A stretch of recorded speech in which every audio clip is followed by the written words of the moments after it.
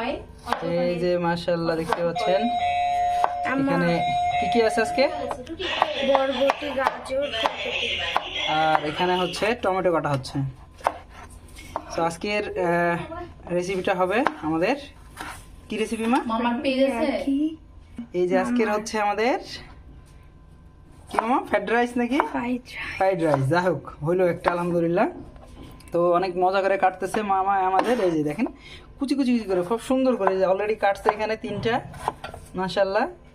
তো next tomato কাটতেছে দেখেন খুব সুন্দর করে। হ্যাঁ, যেভাবে সুন্দর করে কাটার পরে পরের স্টেপটা কি হবে আমি জানি না, দেখি ওরা রান্না করবে, আমি ওদের দেখবো আজকে, দেখি কি রান্না করতেছে।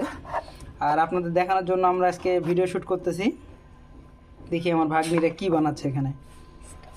তো এখানে সবগুলো নিয়ে এই যে একত্রে একটা প্লেটে চারিদিকে এটাকে সুন্দর করে প্রেজেন্টেশন করা হচ্ছে, যেন দেখেন নিজেরা দেখলেও বুঝতে পারবো কত সুন্দর করে। আসলে ওরা এত সুন্দর করে কাটছে, ছোট মানুষ।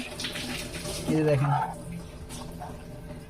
মাশাআল্লাহ অনেক সুন্দর করে কেটে এটাকে একটা বাটিতে নিয়ে নেওয়া হয়েছে প্লেটে। এখন নেক্সট এবার হচ্ছে পেঁয়াজ। তো দেখেন পেঁয়াজটা কত সুন্দর করে ও মনোযোগ দিয়ে কাটতেছে। তো অবশ্যই যারা আজকের রেসিপিটা খেতে যাচ্ছেন অবশ্যই অর্ডার করবেন আমাদেরকে।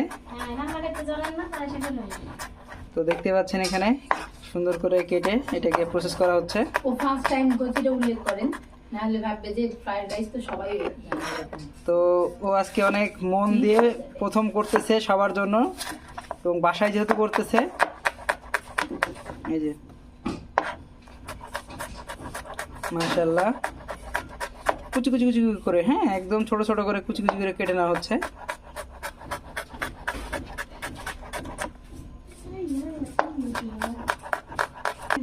সো এখন মরিচ কাটা হচ্ছিল, এই যে মরিচটা রসুনটাকে একটু স্লাইস করে চাপ দেওয়া হচ্ছিল, দিয়ে রসুনটাকে আলাদা করে নেওয়া হচ্ছে।